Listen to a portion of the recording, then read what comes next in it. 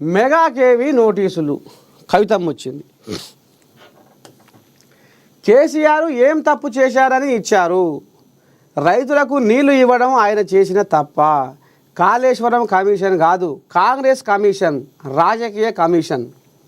కాళేశ్వరం ప్రాజెక్టులో 15 pump house నిర్మించిన పిలువరా? కాంగ్రెస్ కమిషన్ల కోసం, కాంట్రాక్టర్ల కోసం మాత్రమే పనిచేస్తుంది. బనకచెర్ల ప్రాజెక్టును సీఎం రేవంత్ రెడ్డి ఎందుకు వ్యతిరేకించట్లేదు? నీళ్లను ఏపీకి తరలించకపోతుంటే బీజేపీ కాంగ్రెస్ నేతలు పట్టించుకోరా? తెలంగాణ బిడ్డ ఈటెల రాజేందర్ కూడా మాట్లాడకపోవడం శోచనీయం. మహాధర్నాలో బీఆర్ఎస్ ఎమ్మెల్సీ కవిత కీలక వ్యాఖ్యలు. ఇప్పుడు వీళ్ళయ్య గురించి మాట్లాడుతుంది. ఎవరు? ఎర్రవల్లి బాయికాడ ఉన్న పెద్ద మనిషి కేసీరావయ్య గురించి మాట్లాడుతుంది. ఏమంటుంది? మా అయ్యకు నోటీసులు పంపించారు, మా అయ్య ఏం తప్పు చేసిండు, చెయ్యరాని తప్పు. మరి మెగా కేవీ నోటీసులు మా అయ్యకు పంపించారు. ఆయన మెగా అంటే మెగా కృష్ణారెడ్డి. అందరికి పోయినాయి నోటీసులు. 109 మంది అధికారులకు, కాంట్రాక్టర్లకు, చిన్న ఇంజనీర్లకు, పెద్ద ఇంజనీర్లకు, కలెక్టర్లకు, ఇరిగేషన్ వాళ్ళకు అందరికీ పూస కూర్చున్నట్టుగా తోసు పోకుండా అందరికీ నోటీసులు పోయినాయి. ఇక వాళ్ళు చెప్పేది వాళ్ళు చెప్పుకున్నారు, వాళ్ళ బాధ వాళ్ళు చెప్పుకున్నారు. అయ్యా అసలైన బాధ అది. ఏది? మేము ఆయన చెప్పినట్టుగా చేయకపోతే ఇక మాకు దోషితుల గాచారమే. అందుకే ఆ ఆముగ్దారి ఏం చెప్పిండో మేము గట్ట చేసినాం అని అందరూ గంగెద్దు లెక్క. ఆయన కూడా మెగా కిస్టే కూడా పోయినాయి మా నోటీసులో, ఆయనకు కూడా పోయినాయి. ఇక ఇప్పుడు మీ అయ్య, మీ బావ ఈటెల రాజేందర్ ఉన్నారు. ఇక ఇప్పుడు వీళ్ళు ఇక ఒకలెంకంగా ఒకరు ఈ కమిషన్కు ఆధార్ కావాలి. ఇక వీళ్ళు ఏమంటుంది? అయ్యా కేసీఆర్ ఏం తప్పు చేశారని ఇచ్చారు. మా అయ్య 80,000 పుస్తకాలు చదివినోడు కాళేశ్వరం రూపురేఖలు ఎట్లా ఉండాలి, ఏంది ఏం కథ, ఓ కాడ కట్టే కాళేశ్వరాన్ని ఇంకో కాడ కడుతుండు కాబట్టి దానికి ఎట్లా దాన్ని నిర్మించాలి, ఎట్లా దాన్ని పొందియాలి. మా అయ్య సింహశీకట్ల కూడా తోసిపోకుండా 80,000 పుస్తకాలు చదివినోడు, కాళేశ్వరానికి డిజైన్ గీసినోడు, దాని రూపురేఖలు గీసినోడు. అస్సలు మొత్తానికి మా అయ్యనే పెద్ద ఇంజనీరు. గసోంటి షర్ట్ అంతా మనిషిని పట్టుకొని మీరు మా అయ్య కేసీరావుకు మీరు ఎట్లా ఇస్తారు నోటీసులు?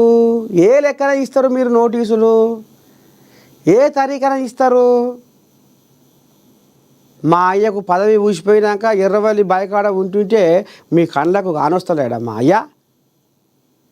ఎర్రజీవలకు కనపడుతుండా మా అయ్య మీకు? మా అయ్య సంగతి ఏందో మీకు తెలియదా అని కవితమ్మ ఎప్పుడు 10 ఏళ్ల కాలంలో ధర్నా చౌకును ఎత్తేసిన కేసీరావు పాపం ఇప్పుడు మళ్ళీ కాంగ్రెస్ వాళ్ళు వచ్చినాక అందరూ ధర్నా చేసుకోవాలి, అందరూ అడగాలి, నిలదీయాలి, న్యాయం పొందాలి అన్నట్టుగా మళ్ళీ అదే ఎవరైతే ఎత్తేసిన ధర్నా చౌకాడా అగో మళ్ళీ ఇప్పుడు ఆ ధర్నా చౌకానే ఈమె ధర్నా పెట్టి ఇక ఈ రకంగా వాళ్ళ అయ్యకు సపోర్ట్గా వస్తుంది.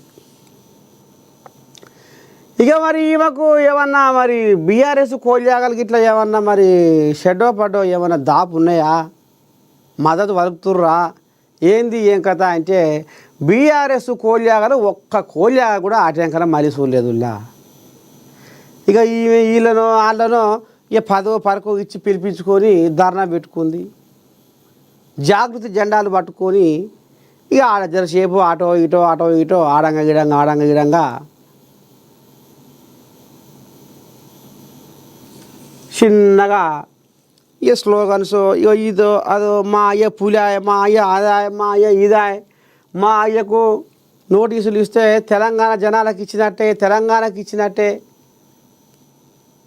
అంటే ఇక మరి సంపాదించుకున్న పైకం కూడా మరి అలాగేది మరి తెలంగాణ జనాలకు ఇవ్వాలి కదా. వరుస చెప్తున్నా 10 ఏళ్ల రాజ్యంలో లక్షల కోట్లు దోసుకున్నారు దాచుకున్నారు అని ఇప్పుడు పదం వాడుతున్నారు. ఓ దిక్కు బీజేపీ వాళ్ళు పదం వాడుతున్నారు, ఓ దిక్కు కాంగ్రెస్ వాళ్ళు పదం వాడుతున్నారు, ఇంకో దిక్కు సోషల్ మీడియా కూడా పదం వాడుతుంది.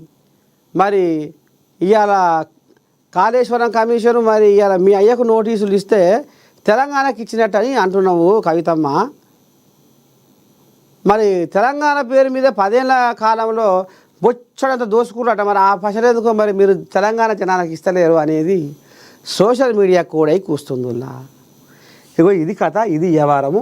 మొత్తానికి ఇక కవితమ్మ ఇప్పుడు మరి ఏం చేయాలి, ఏదో ఇంత మటుకైనా మాయని ముంగడేయకపోతే రేపు నాకు రాజకీయ భవిష్యత్తు ఉండదు.